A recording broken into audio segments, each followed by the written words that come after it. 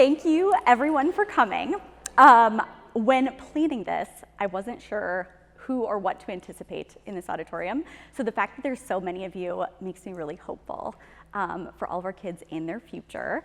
I am a general pediatrician, also a mom to 3 girls who are up there watching me, as well as a local community member and advocate for children's health. And I am really excited to talk about this topic and predominantly give information through what's available for data and what's kind of out there. In no way, shape, or form is this a criticism of anyone in any way of what's currently happening in our community. I just know for myself, when I found out about the data, it seemed like a good opportunity to act for our kids, given the mental health crisis. So it's in that spirit. Okay, so always at the beginning of an academic presentation, I have no financial disclosures to give. I was not paid to do this, nor is this, I'm not representing my workplace or employer. This is predominantly just as a pediatrician and a mom and a child advocate. I am also, and I feel like this is really important to say, but educating on research that I have not personally conducted. So as an academic physician, often we will conduct the research that we've done and be truly like experts and understand all the nuances of it. All of this, I've done a deep dive in understanding, but am not truly the researcher that's performed it. In this way. So, someone asked me this, and I think it's a really great thing to think about. Why phones and why now? Like, why this moment, why this year? What is evoking this? So I, probably like many of you, became more aware of the severity or possible correlation between smartphones and social media and mental health after reading an article in The Atlantic when I was on spring break this week. I believe it was social media that fed it to me, but it was by Jonathan Haidt, who's the author of The Anxious Generation. And in reading it, it's relatively quick, it's like 10 pages long, and I was like, whoa. This is concerning. There is more to this than I realized. And what I loved about it was that he proposes 4 norms for communities that are not perfect, nor do I agree with everything in the book, but it seemed like an excellent starting place, an excellent like jump point of, hey, this isn't perfect, but why don't we consider it? I'm also a mom of 3 kids. Girls, as a matter of fact. And this epidemic particularly has affected females. It's also affected males, but female adolescent mental health and anxiety is 4-fold what it was prior to smartphones becoming ubiquitous. So then, yeah, I wrote an editorial and landed doing this presentation at the request of one of the schools. So today I will cover basic children's development, which I think is like important to think about and remember, costs versus benefits of smartphones in particular. So this is not some social media, but also smartphones for free play, some of the cognitive and social developmental changes that we see, how sleep is impacted, how mental health is impacted. I'm also going to discuss a slight amount of what the alternative hypotheses are. Because if you're like me and you like to critique and question what you're being fed and presented, they've done a nice job of looking into some of these and are good things to think about. And then also discussing what next steps we can take, what the 4 norms are, why I think schools are one of the greatest places to start, and also the Wait Until 8th, which is an awesome resource for families. This shows and talks about screens and childhood, so letting you guys know kind of where we're at as a national standard. So the American Academy of Pediatrics recommends less than 2 hours of screen time a day for 2 to 18-year-olds in your household, and no screen time before the age of 2. Our national data averages are most 6-month-olds are getting an hour a day. Our 2-year-olds are getting 2.5 hours a day. Our 8 to 10-year-olds are getting 6 hours a day. 11 to 14 is 9, and 15 to 18 is 7.5. Now, why do we care about that? And some of that we'll get into a little bit later, but we know that screen time, even correcting for socioeconomic status and level of education, affects your kids' cognitive development. It also affects their social emotional development. So even if you're a well-educated pediatrician like me and your child is using an iPad for 3 to 4 hours a day, their cognitive abilities will be less than they potentially could have been. This is really interesting and gets into psychosocial development. I'm going to talk a little bit about this on the next slide, particularly focusing on these ages. Because this is where, based on the theory of how kids develop in these ages, kind of explains, or at least could argue, why the social media and smartphones in particular impact their development. Or sorry, smartphones and social media in particular impact this. So looking at these, school ages 6 to 12 are supposed to develop a sense of industry versus inferiority. What is their competence? Their questions in life are, how can I be good? How can I be responsible? And how can I do it right? And if they're getting negative feedback from that, I'm not good enough or able to organize like others. They get this predominantly from teachers and peers. And what we know is, in this developmental area, if they have learned to do things in a 2D setting, so if they have learned to stack blocks on an iPad, when they go to stack them on the floor, they're starting from ground zero. So the skills that we think we're teaching them from a 2D screen are not transferable to a 3D. So a lot of these kids, as they're getting into school, trying to develop, trying to figure out where they fall in the world and how good they are actually feeling more inferior if they've had more screen time because they have less transferable skills. Adolescents, and this is, I think, how we link social media to mental health, are supposed to develop a sense of identity. In particular, that younger age, that kind of 11 to 16 is so crucial in figuring out who you are in the world. So who am I, Padget Elizabeth Smith, as a farm girl that lives in Iowa, and what do I like? What am I gonna do in life? What's my self-identity, self-image, things like that. The negative outcome, if kids miss this stage in development, is that they're confused. They don't know who they are, they don't feel confident, they don't feel like they can go out into the world and present as their best self. And when thinking about this, I can't imagine trying to develop my self-identity looking at social media.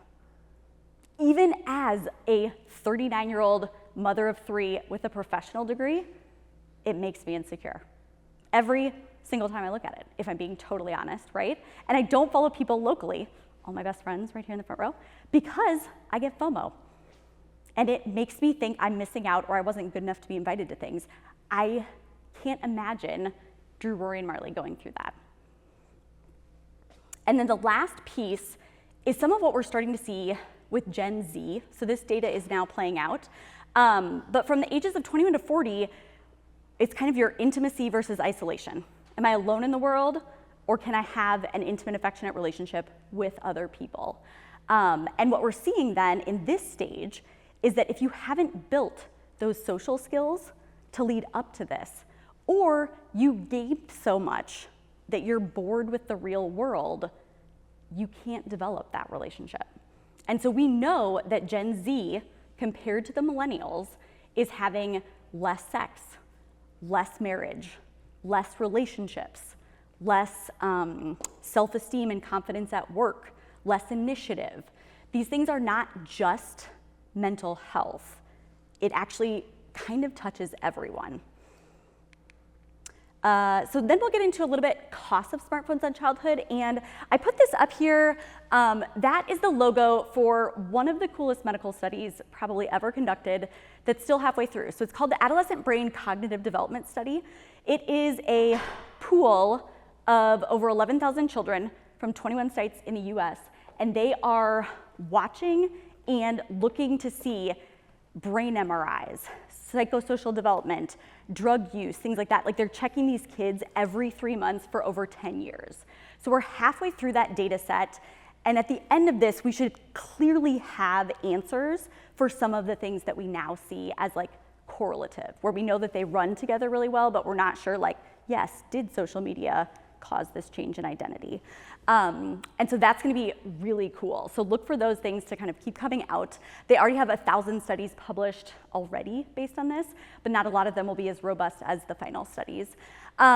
We know that kids that are on smartphones have less outdoor time. They play less, they have less free play, and because every hour you're staring at a screen is replacing some other norm of childhood. We know that they have increased social awkwardness, reduced self-confidence, and social withdrawal, as I mentioned. We now know, and this is from this study, you guys, from functional MRI data, that when you click and swipe on your phone, it lights up the same pathway as if you're addicted to cigarettes, alcohol, cocaine, anything like that. So we know that these phones, and if I'm being totally transparent, right, my phone has a pull. I have to be very careful about where I put it and how far away it is when I'm with my kids, because otherwise I come up with something to do and I'm like a squirrel. I'm like right on the phone and I'm like doing all the things, and then I'm back out and then I'm right in and then I'm doing all the things. And my attention, I think, also is somewhat fragmented because of it. We know that even if kids aren't watching their screen right before bed, it does affect their sleep quality. So there's more and more data coming out in this that's kind of interesting. And we know all of that does correlate with frequency of exposure as well as duration, right? So if you're occasionally using the iPad, that is in no way as bad as if your child is watching the iPad for 7 hours a day. Like, this is just to be clear, because you're a mom like me, and my kids do watch an iPad on airplanes. And they do watch them in long car rides. And we do use screen time. There's also a difference, so you know, between sitting with your family and watching a movie or a show and swinging through YouTube or TikTok or whatever it is. And that again goes back to that dopamine pathway, right? Where like the more faster clicks, you know, you get bored, you move, you get bored, you move, you get bored, you move. In a show or a movie, you can't do that. Like, you're kind of there, but you're like stuck there, if that makes sense. Continued cost, cyberbullying. Unfortunately, this is kind of a newer, stronger version of the bullying we had as kids, because bullying is a part of growing up, don't get me wrong. But these 1 in 4 have experienced it, 1 in 6 have done it. We know that it correlates with the longer they are exposed to smartphones, the more likely they are to cyberbully. And so that's actually not known if it's just that they've had more time, they've more likely been bullied. It's something to do with their social environment. We're not sure about that. We also now know that 42% of online youth users, this one really bothered me. I hope it's inaccurate, but I don't think it is, have been exposed to porn. And of that 42%, 2/3 of them, it was accidental. So these are like not kids that are like out searching for it, right? It's like through ads and different things that just randomly come up for them, which is hard to control. Social media exposure to 9 and 10-year-olds is also linked to an increase in prevalence of eating disorders, which personally bugs me because I'm in recovery from an eating disorder and have 3 girls. This is where, so these 2 books in particular are excellent, and both really dive into some of the mental health data. I put this over here because if you're like me and you want to know, like, where is he getting all of these statements, where is the research from, things like that, they actually have done a really cool thing and have it's like a Google Doc of collaborative research available to all of us. So if you have a question about, like, hey, how do smartphones relate to teenage girl anxiety, you can go through and find the studies that look at it, which is kind of where you basically prove that they're not making it up. iGen was actually published before Anxious Generation, and she has equally, if not stronger, data than Jonathan Haidt does. I think he tells a better story, and the timing was good, right? Her book came out in 2017, where this was still a little bit new. The Anxious Generation just came out this March. It's like March 24th. So this goes into what Jonathan Haidt and Jean Twenge have looked at and kind of why they're concerned with this. The thing to watch is the timing of the spikes and where we're at in all this. So the iPhone was released June 29th of 2007. It was not immediately readily available. Not many people had it, just in Silicon Valley. The tipping point of when it became ubiquitous, meaning pretty much everyone had one, was 2012. I myself got my first smartphone in 2012. I'm not sure about a lot of people, but kind of that 2011, 2012, 2013 is when most of the United States got smartphones. And what we see in that is kind of why this is such an important community issue. Because one kid having a smartphone in 2008 is not the same impact as a room of 8th graders having a smartphone. Because if one kid has a smartphone, you can still develop normal social interaction, right? You can still look at and like shoot spitballs and like do all the things that kids do, right? Or that we did, I guess. But when more and more of them have it, then one, you're left out if you don't have one. So there's social pressure to get it. Two, they're not interacting as much. One teacher that I talked to said, I knew we were in trouble when I came into high school at 8 a.m. to the first class of the day, and it was silent. She said before that, it was like I picture, right? Crazy, it was crazy. Like people were up, around, moving, you had to be like, settle down, settle down. Apparently that doesn't happen anymore. I didn't know that, but that's what she said. So in this, when you look, these years, kind of that 2012 is about when things really go a little bit haywire. That's depression, this is anxiety, which I think is super interesting and definitely something I have felt as a pediatrician. So this is teenagers. Their anxiety is fourfold what it has been. That's actually Gen Zers. We don't even know. It's probably worse for people less than 18. This, though, is my mom's in clinic.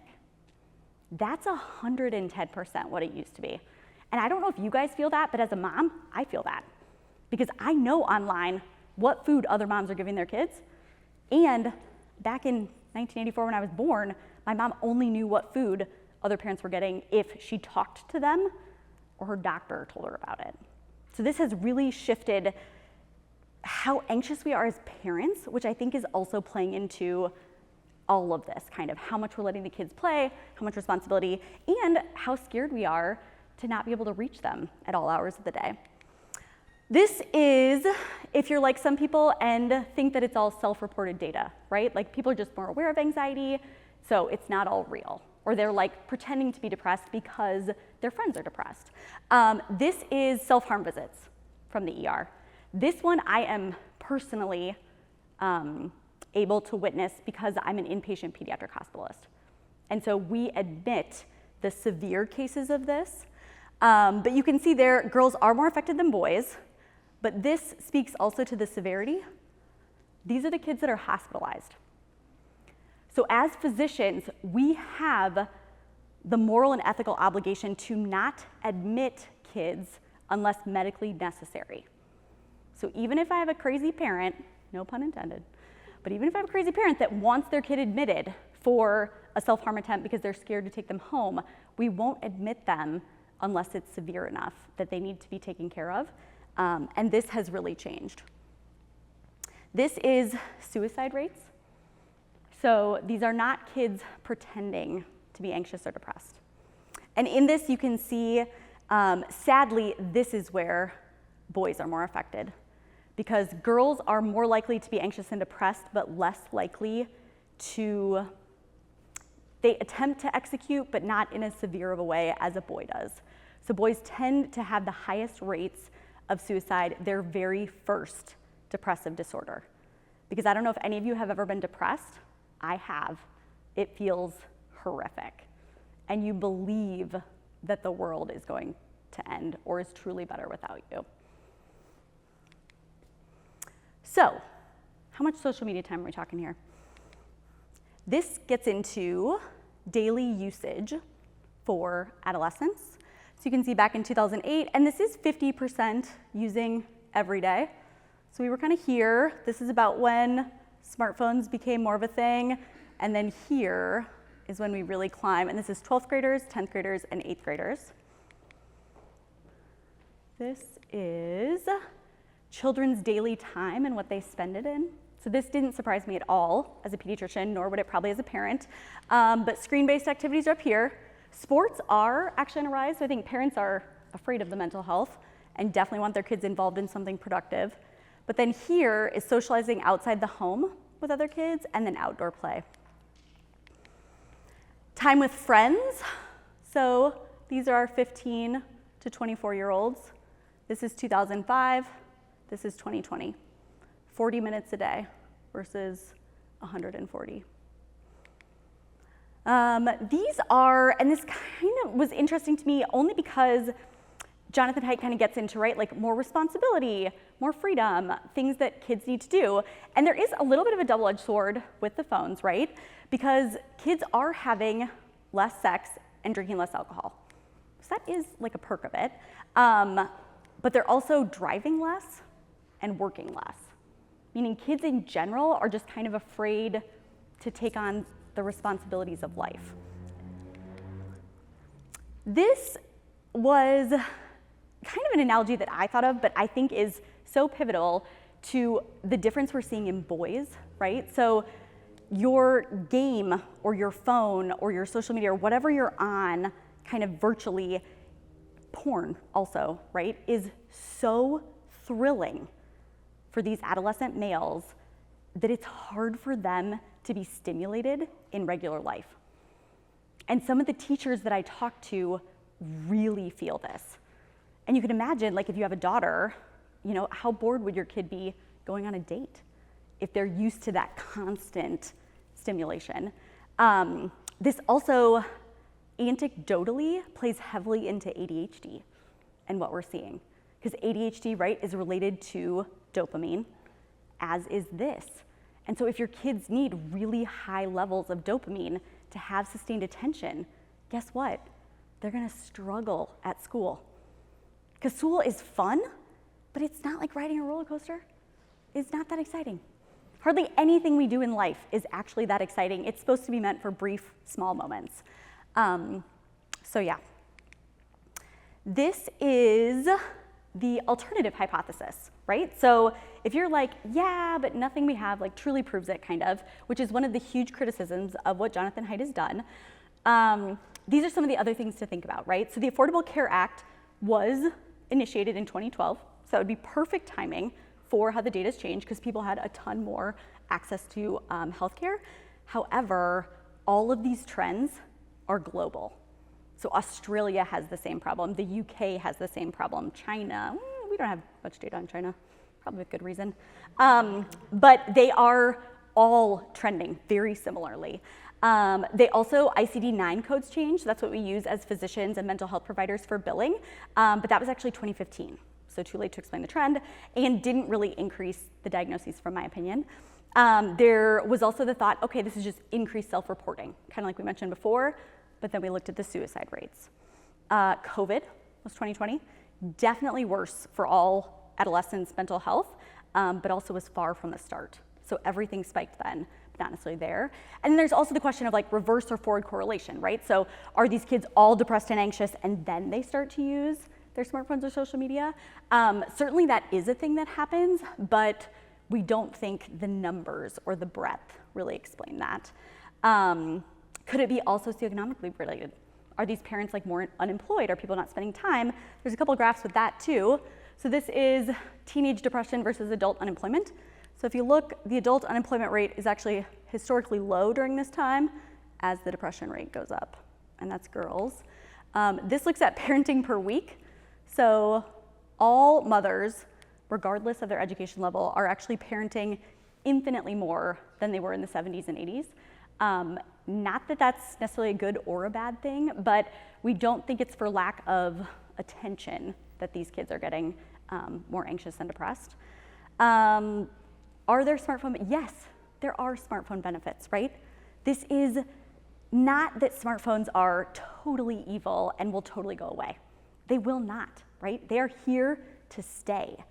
But the analogy that I have found that I love the most is they're like cars, right?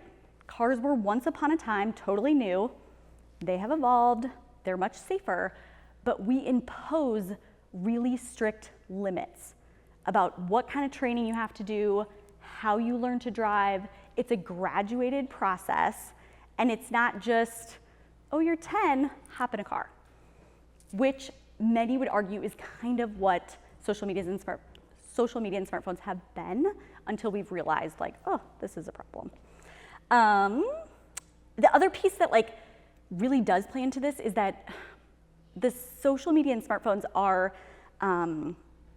like we talked about, worse when there's a big group of them, right? So like if you're the one parent that's being left out, which we know average age for getting a smartphone in the US is 10, and average age for social media is 12.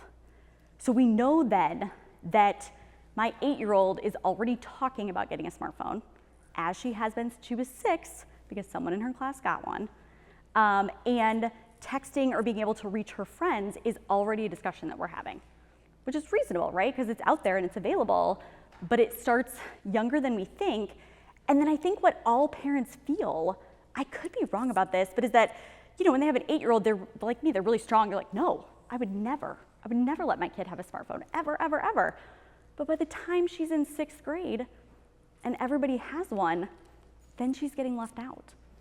And one of the pediatricians that I talked to actually spoke really strongly about that because she has a high school age son. And she's like, I'm that mom.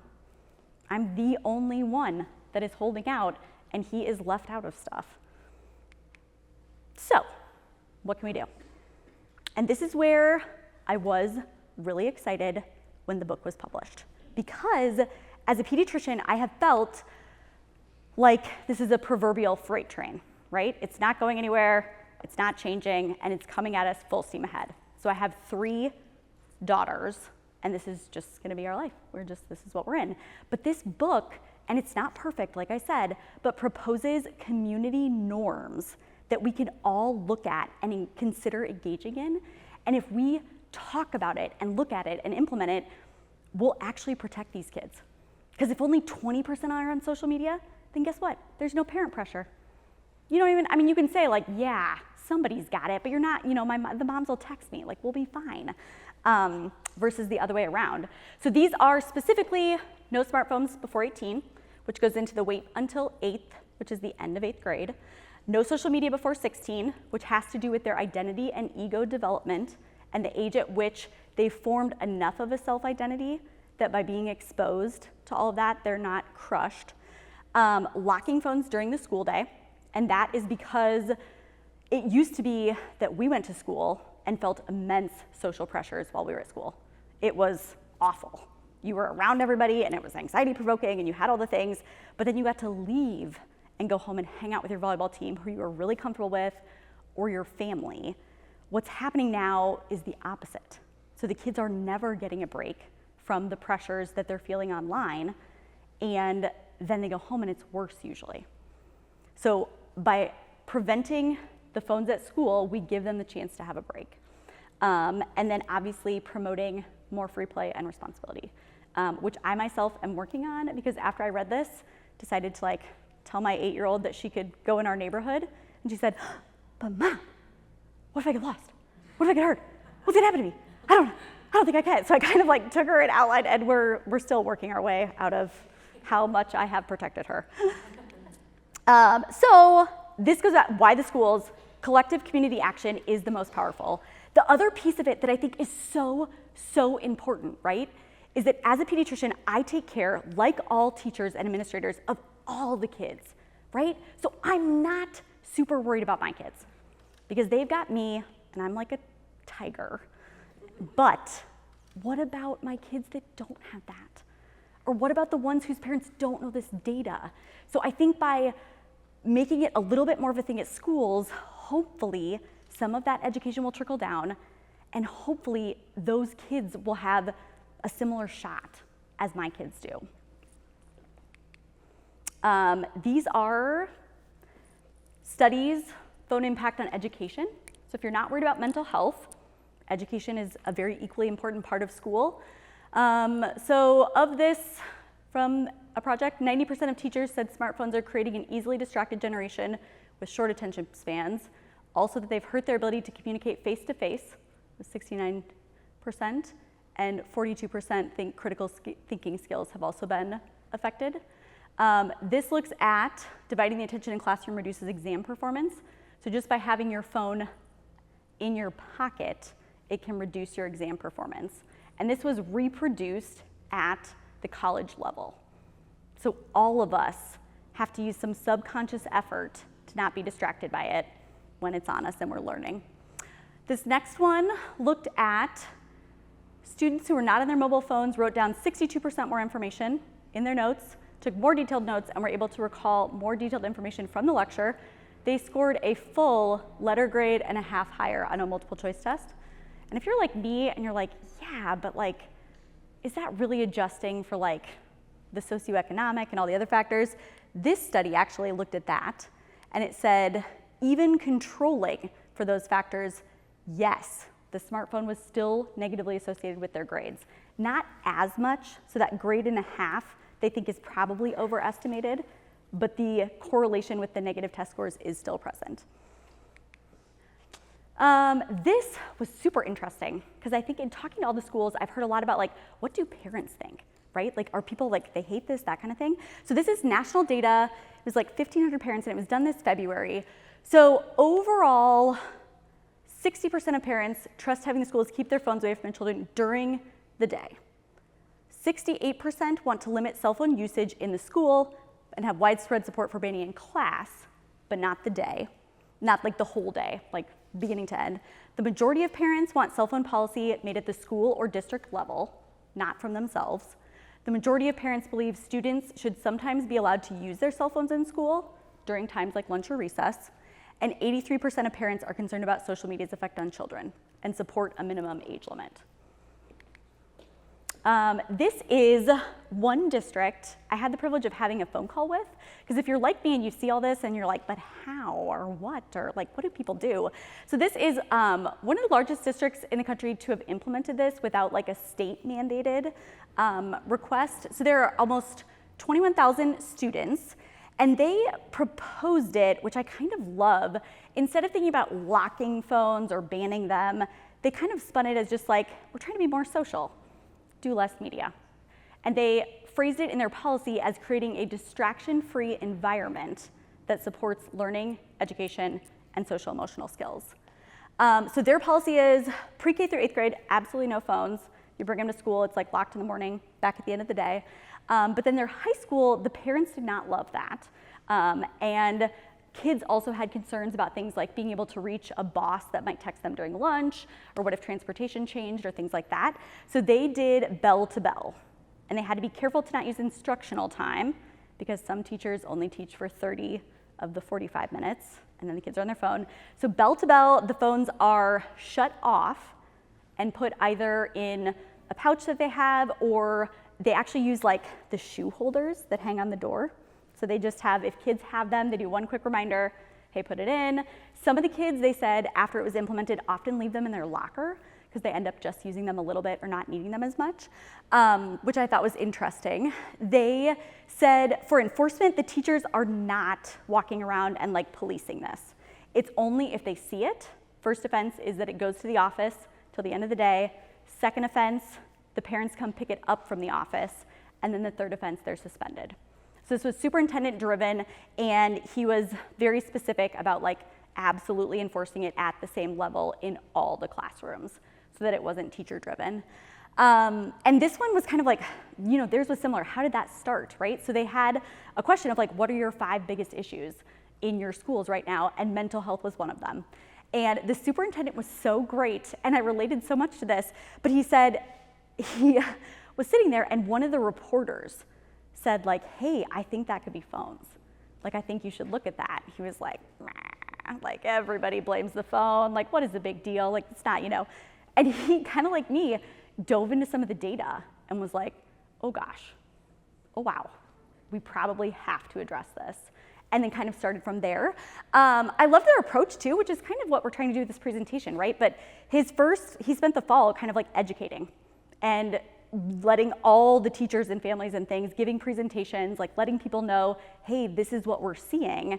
And then the spring he spent surveying teachers and principals, and then kind of going back out with, like he surveyed them first, and then they had a second survey that they had to then decide what fit best for their school. So there was some autonomy with the discretion that it had to be bell to bell. So the things that they got to decide were yonder pouch or not, because they were piloting some of those. And then where they like wanted the magnet for the pouch and some of those kind of things, whether they wanted the pouch that hangs on the doors or a lockbox or that kind of thing. And then from that, they actually estimated, I think they piloted the yonder pouches at 4 schools, estimated $30 a pouch, and then did some math, and it was gonna be like 100,000. And one of the local foundations, actually knowing the data, fundraised that for them. So they had no out-of-pocket cost. And then they started it this year. And he said, mostly getting positive feedback, which he kind of attributed to like educating so well before it started. These were some of their biggest parent concerns. So how do they communicate with their child for transportation or changes throughout the day? That's where with high school, they decided to leave them available for lunchtime, but also reminded all the families they had landlines in their classrooms and in the office. So if you really have an emergent concern, call the office, they'll call the room, and they'll get them right away. I don't know what our schools have here. Contact them emergently, we talked about. The school emergency shooter. I feel like in the argument of like what's happening and what to do, I hear this one a lot. There is some really good data though that, and you can obviously imagine this if you think about this, right? But like your kids are more dangerous if they are distracted by their phone when there is a shooter in the school, right? So you want them silent and paying attention to the teacher. You do not want them texting their mom, who could calm them down or rev them up, whose phone could ding, and then the shooter knows exactly where people still are. So the data's pretty strong on that, and once people kind of knew about it, he said they like took it for that. Also spreading misinformation, which I hadn't really thought about, but how severe it is and what's happening with texting. The work-related concerns we talked about, and then the IEP requests. This was interesting. He said after they implemented it, they had quite a few, not a ton, but quite more than he thought, parents that requested phone access for anxiety because their kids were used to texting them all day long, and they did a strict no. Like the IEP requests for the phones were a hard no across all their schools after coming into that. So, which I get, because even as I'm a type 1 diabetic, so I feel like we hear that argument often, right? Like you have to have your phone to know your blood sugar, but the Dexcom comes with another like dumb, I mean it's a dumb phone, right? But it just tells your blood sugar, and your insulin pump also knows your blood sugar. So like even a type 1 could get away with no phone during the classroom, and it's 45 minutes, that's helpful too. But the parent texting thing also goes back to one of the things I think parents don't always think about that I have seen kind of work in the inverse, right? Is that you feel really good about giving your kid a watch or a phone because you can always text them. But what that takes away from your kid is that when they have a problem, they text you. So they never get the chance to troubleshoot and problem solve and build their own self-esteem. And I think that is where some of the more responsibility and free play comes into. Because even if your first grader has a gizmo watch, if they're texting you every time something's not okay, that doesn't teach them like, it's okay for me to not be okay, and my teacher will have my back, and I can get through this. Because you learn from those things. This was also, I thought, clever, because the District 51 put together a really cheap school shot social media like education YouTube video that's like 3 minutes long. It's directed at the high schoolers, but it's teaching them some of this data. It's saying, hey guys, these phones distract you. You don't learn as good. Hey guys, we want you to learn to look at each other in the eye.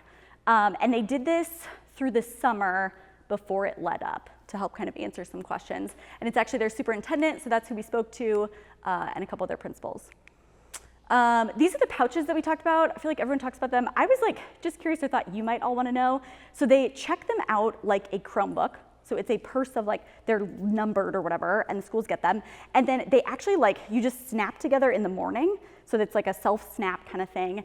And then at the end of the day, you like run it over a magnet and it unsnaps kind of. And so they have these only at 4 schools this year. They kind of wanted to see how it went before they invested for the whole school system.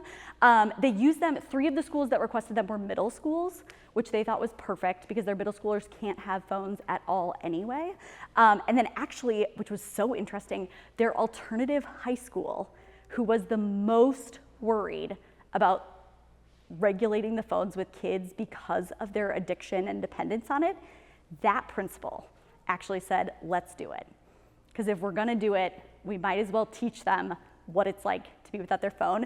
And some of Dr. Hill's stories from that were really cool, that like the kids are less dependent and starting to show signs of that. So anyway, that's what it is. They talked about bottlenecking when you get out of the door. So the school could also pick like where the magnet went, and it comes with the magnets and all the training. And again, all of that's included in like the estimated $30 per pouch. One of the schools put them on like rolling carts and roll them outside of the school at the end of the day. So the kids like go out the door and then all unlock them. And one of the employees goes back in. This is super cool. It is a wait until 8th pledge, which we can all do as a community, even without any school action. So this piece really addresses a lot of the waiting until 14 and social media till 16. And I myself had heard of this. I hadn't taken the pledge until I did this, but it's pretty cool. And this quote is not related to that, but I think it is so cool and such a great reminder for all of us in the day and age of smart medias and smartphones. But it said, the highest and most beautiful things in life are not to be heard about, nor read about, nor seen, but if one will, are to be lived.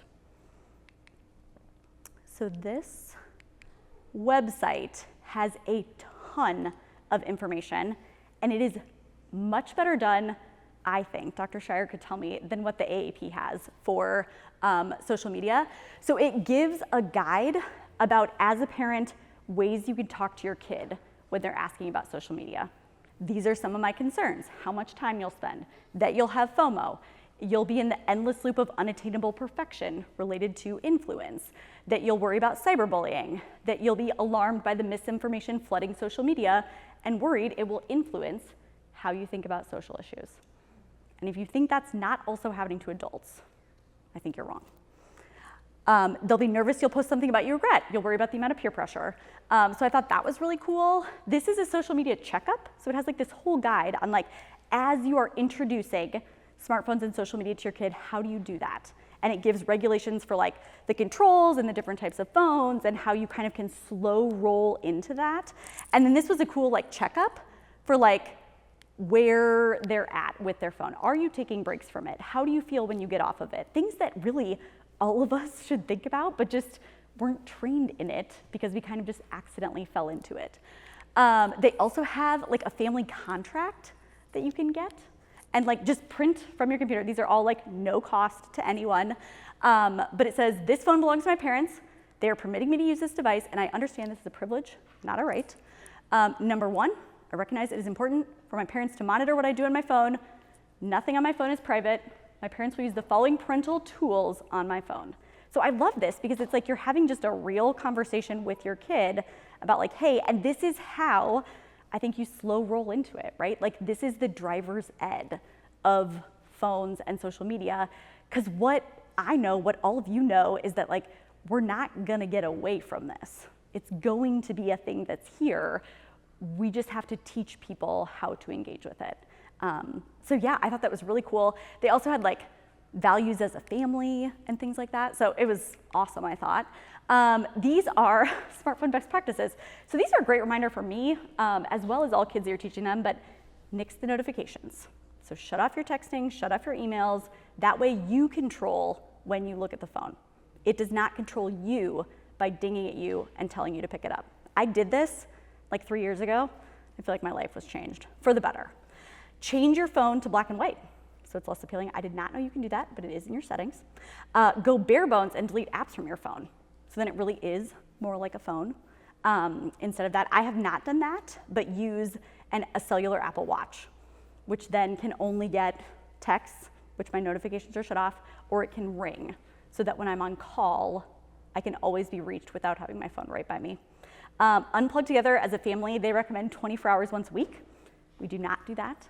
We might try it. My husband is up there. See what he thinks about that. Shared screen time.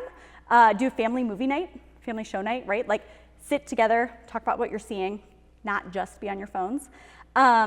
Use the phone last. So in this, they say, hey, for your family, invest in a watch for everyone so they know what time it is, and invest in an alarm clock so that you're not reliant on your phone for those things, which I thought was also pretty good advice. Encourage knowledge hunting. I also love this one because as a physician, I love knowledge, but rather than asking Siri or Alexa, get an encyclopedia set to like see what your kids can like dig for. Because as they're like learning and looking and they have to read and do all the things, so like I thought that was really cool. We also do not own an encyclopedia set. Remove your screens from ordinary life. So I see this a ton, and this is probably what bothers me almost the most as a pediatrician, but you're at the grocery store, you're shopping, you're in the cart, and there's a sweet little 2-year-old just glued to their screen. because they're silent while they're doing it, but they're not learning that they're a purposeful member of your family that's engaging in grocery shopping and can really help their mom.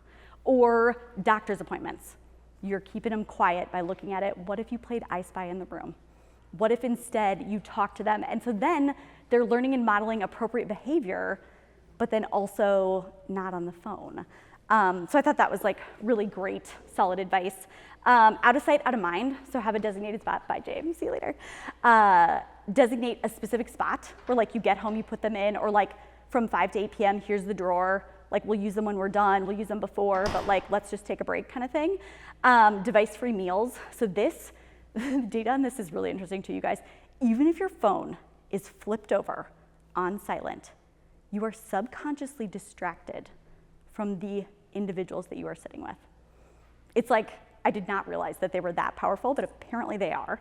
And there was an interesting study that was actually in adults and in college kids that they showed that. And then make car time talking time instead of letting everybody be on their phone. So this, we are wrapping up, which is great because I did a good job with timing, but this is one of my favorite quotes ever, and definitely in the spirit that I gave this lecture and kind of tried to advocate for this, but never doubt that a small group of thoughtful, committed citizens can change the world. Indeed, it is the only thing that ever has. And so it's in that spirit that I am done. And I put my email and cell phone and Instagram up here. And this is actually like, if you're like me and you want to know where do you go for this, what do you get kind of, this is a lot of either the research or links or articles that I read while preparing this lecture that I found particularly helpful. And so it's a resource list, if you will. I can also like email it to anyone that needs it, but a couple good podcasts, some of the books that I read, things like that. So anyway, that is everything. And if anyone has questions, we do have mics. I gave you pretty much everything that I know. So not everything I know.